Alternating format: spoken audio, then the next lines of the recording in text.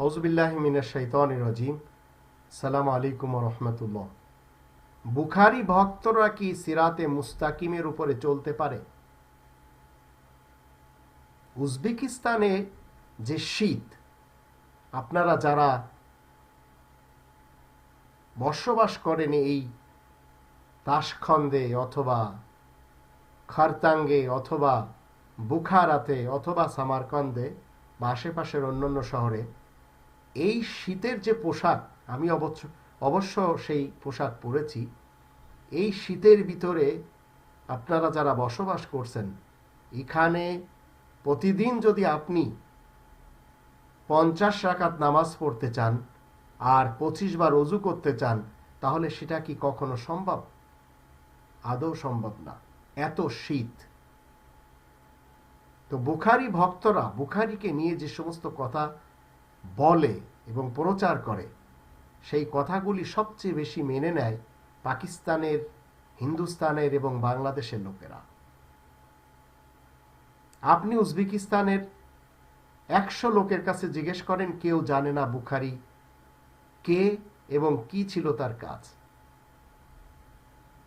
কিন্তু আমাদের দেশের যে কোনো একজন, এমনকি যে 3 দিন তবলিগি জামাতে লাগিয়ে আসছে, তার কাছে জিজ্ঞেস করেন, সেও বলবে বুখারী হলো রাসূল কারীমের মুখের বাণী এবং সেই গ্রন্থ জমা করেছিল উজবেক একজন ব্যক্তি, তার বাড়ি ছিল বুখারা। কিন্তু আপনারা যারা এই উজবেকিস্তানের বিভিন্ন শহরে বসবাস করেন, একটু চিন্তা করে দেখুন, এই শীতের ভিতরে আমি এই যে কাপড় পরেছি, এই কাপড় আমি যদি বারবার খুলি আর বারবার ওযু করি, আমি বাঁচবো?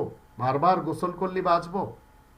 কিন্তু বুখারী সাহেবের ব্যাপারে যে সমস্ত মতবাদ হিস্ট্রির লেখকরা লিখেছেন, সেই লেখকেরা জয়ী হয়েছেন বাংলার জমিনে, সেই লেখকেরা জয়ী হয়েছেন ভারতের জমিনে। এখন সেই বুখারী ভক্তরা সিরাতে মুস্তাকিমের উপরে কি চলতে পারবে? এই কোরআনের ভিতরে প্রথম সূরা আল ফাতিহা প্রারম্ভ, এর আমরা যদি দেখি 5 নম্বর আয়াতে আল্লাহ বলে দিয়েছেন, ইহদিনা সিরাতাল মুস্তাকিম, সোজা পথ আমাদেরকে দেখিয়ে দাও। এখন এই যে একটি প্রশ্ন আমরা আল্লাহ তাআলার কাছে করছি, প্রশ্ন আকারে যে দোয়া, এর উত্তর আমরা কোরআনে কোথায় খুঁজে পাব? 6 নম্বর সূরা আল আনআম এর 153 নম্বর আয়াতে আমরা এর উত্তর পাবো। আল্লাহ বলেন, ওয়ান্না হাযা সিরাতি মুস্তাকিমান ফাত্তাবিউহু ওয়া লা তাত্তাবিউস সুবুল ফাতাফাররাকা বিকুম আন সাবিলি। এটি হচ্ছে আমার পথ, সোজা পথ। এই একটি পথের অনুসারী হয়ে তোমরা জীবন কাটাও।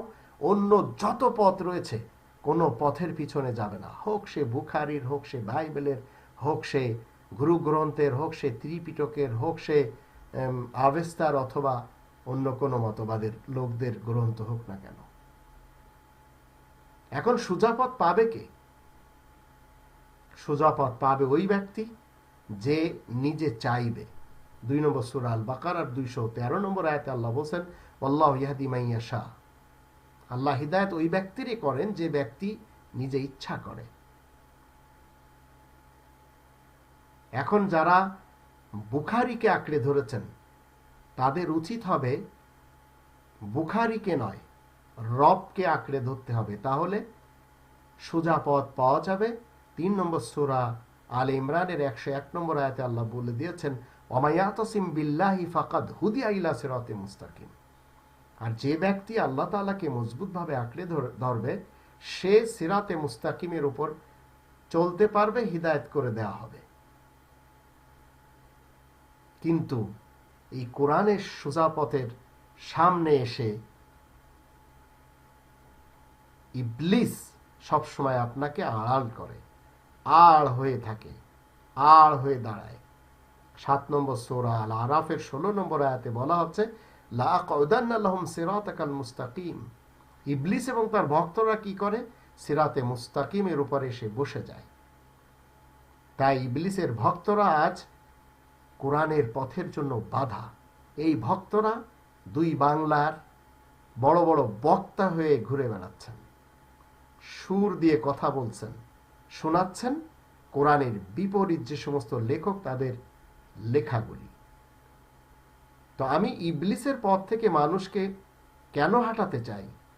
কারণ 11 নম্বর সূরা হুদ এর 56 নম্বর আয়াতে আল্লাহ বলে দিয়েছেন, ইন্না রব্বি আলা সিরাতিন মুস্তাকিম, নিশ্চয় আমার রব সোজা পথের উপরে থাকেন।